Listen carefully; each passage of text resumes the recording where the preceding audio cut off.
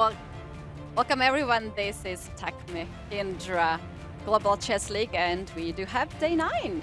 Match 23, upGrad Mumba Masters will take Chingari Golf Titans.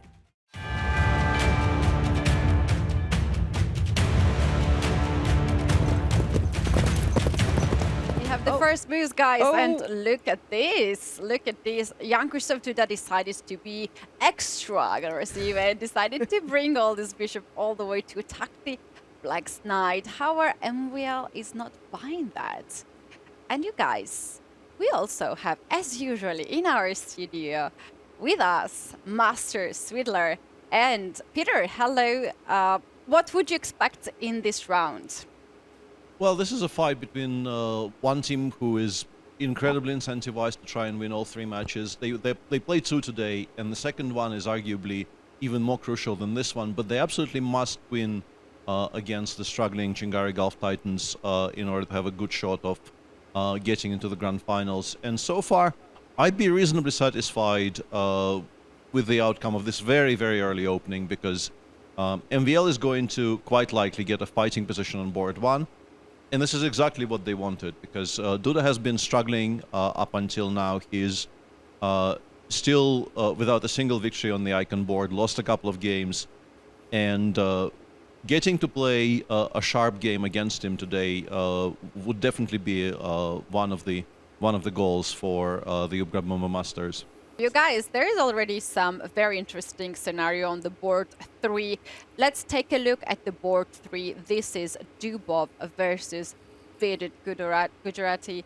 And this seems to be a piece sacrifice from white. And also seems to be the heavy theory, as they are just blitzing out all the moves. We can see that they have actually increment on the time. In Can fact, we go Dubov. back a little bit? Yeah. This is insane. So we have a Rai Lopez on the board. Defending, and it gets sharp there. Whoa. Wow. You hit the center, I hit the center. Takes, I take. Psych, knight d2. Takes. 2 pieces are hanging currently.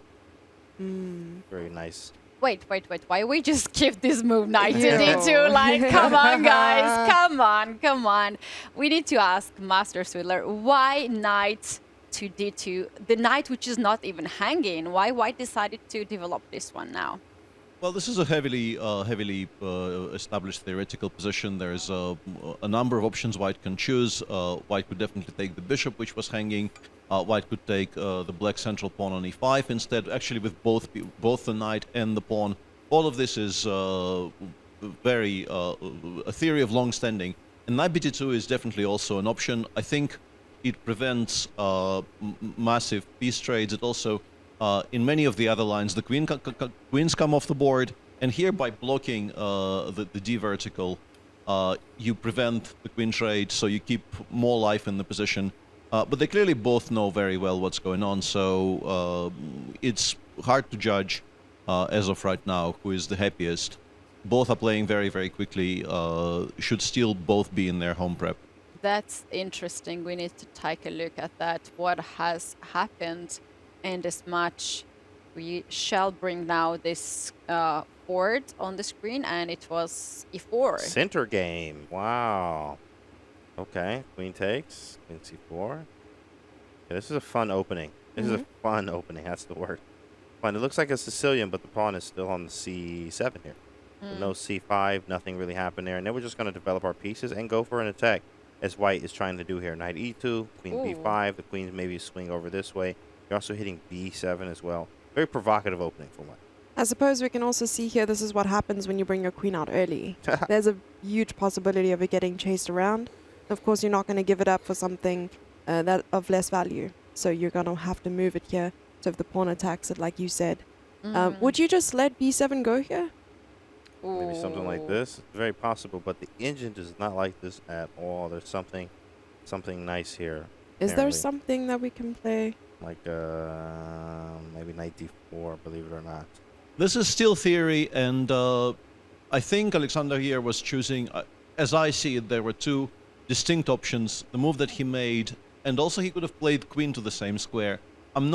This is not a line I play with either color, so as a kind of a somewhat uninterested observer, I don't know the theory too deeply, but the whole line has a somewhat equal reputation, if you can call it that. I don't think either side is supposed to be much better, but the choice was to offer the queen trade and then perhaps go after the extra pawn white currently has in the center of the board, or play the move that Alexander played, which keeps the queens on, keeps more life in the position, but also gives white perhaps a chance to stabilize. And if black doesn't achieve anything significant in the next two to three moves, white will definitely be much the happier for it. So here we have Duda just played queen to d5. We're gonna have the board on our screen. And James, why Duda decided to trade this? The most natural move here instead of queen to d5 is bishop, to develop your bishop and castle, right? Definitely. If you do that, let's say bishop to d3 or bishop to e2, black here plays rook to g8 and attacks your pawn on g2. And you don't have much of the choices here. You have either to play king to f1 or castle. Those two moves will just help black to attack on the king side, Jesse. Absolutely. Yeah, I feel like if you can't castle, it does mess up the coordination. Most often it then, you know, sort of makes it even more difficult to connect the rooks. And that's why we castle. We try to connect the rooks as quickly as possible, get them to the center. You guys, we're for sure gonna keep the eye on this one, but on the board 3, Dubov Vidit, we have to just go there right away because Vidit just blundered right now, and it's time right now for Daniil Dubov to take this challenge and win some material. In fact, I think this is very beautiful. Actually, it's a very unusual tactic that Vidit missed, and judging by the timing, Vidit knew everything up until bishop g5. But at that moment, and that was the moment when we stopped and started talking about this position, that was maybe 3 moves ago, clearly he was not really well versed with what he is supposed to do there, because as you can see on your screen, he is down to below 5 minutes. And I think at that point he had the full 15 on the clock, so he burned 2/3 of his time and did not come up with the correct decision. I think the best move in this position is just to very quietly move the rook to e8. Meanwhile, I think, yeah, board 2 is already done. They were repeating the moves. This is Shahgar Mamedyarov and Alexander Grishuk. They decided to end the game in a draw. So this is our first results. Both teams will get 1 point each. Vidit actually plays queen f6. This game is over. But I suppose it is really nice when you can spot a tactic or even get a chance to play it. Oh, and we have a handshake there. Yeah. And there you have it. The game has finished. So this is now 4-1 in favor of the Chingari Gulf Titans, but there is still plenty of play. As I mentioned, on board 4, Hampi is doing well, and Maxim Vashelagraf is a pawn up on board 1, but I think Duda has very, very decent drawing chances. He did manage to, at the cost of 1 pawn, he managed to stabilize, trade some pieces, and should have very decent chances of saving the game. She has no better choices. She knows she's lost, but you still play it out on the off chance that something weird happens. But yeah, the game will end after queen f6 check. There's nothing else to. And Polina goes for that. Well played by Polina Shuvalova. Yeah. So much shift. Devastated. So much needed win for this. Although on the other board, on the other women's board, and here we have a handshake, let's very quickly get the third board. Something is really, really going wrong for Alexandra Kostyuniuk, as That's not the right position, though. They definitely have a different position on the board, but black, I'm sure, is doing well anyway. All right, so Why is What what is happened? going on? There is a knight on f3. this guys. knight is extra, I guess. And it's not This even is the white's funniest thing knight. ever. Yeah, that board is currently broken, so perhaps we could have the zoomed-in view on board 4, and that might help us establish Yeah, we what's need happening to in the zoom game in between on Kostyuniuk board and Hampi. Oh, it's Something done. happened. It's Game's done over. already. It's done, and it I seems like think the Alexander king's on the did white win. square. Judging Yeah, by the white kings in the won center, here. Alexander, and that is just a blowout. If Hampi lost that position somehow, this will be a massive, massive win for the Chingari Gulf Titans. Yeah, NVL Oh, looking wow, back. MVL looks Just looking all the back, time on the yeah. back. Oh, no. It's not looking good for the team there, buddy. But we do have 2 Oh. more matches there. But of course, yikes! It's just tough to see it unfold that way.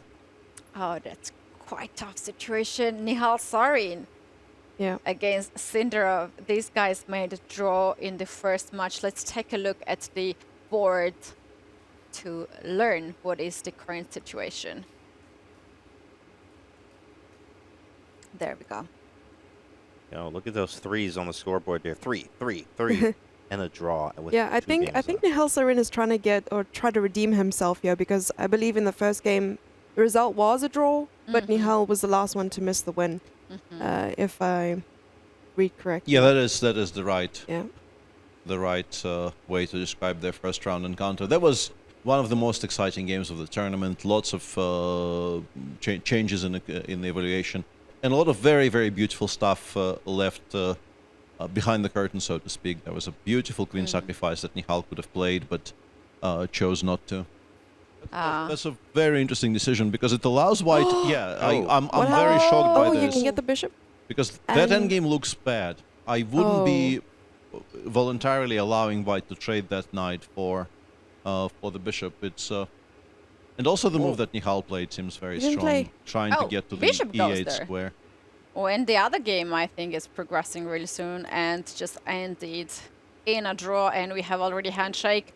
The final board, board 6, is a draw. 11-2 in favor of Chingari Gulf Titans, with this game still going on. The move count is at about 40. Yeah. And a few moves left. He's And holding Pluto. this because he will at some point claim just to find out where he is in terms of the move count. He will find out he is pretty close. Wait, and something then- happened? What did Oh, happen I there? don't know. Something strange happened there. Maybe that was Okay, a yeah, I think it was glitch. just... The engine. I mean, they were bar. moving so fast that maybe your countdown would work then. Right. 10, 9, 8, 7. Oh, Yeah. MVL does not I look think he can claim happy now, here. or definitely on the next move for sure.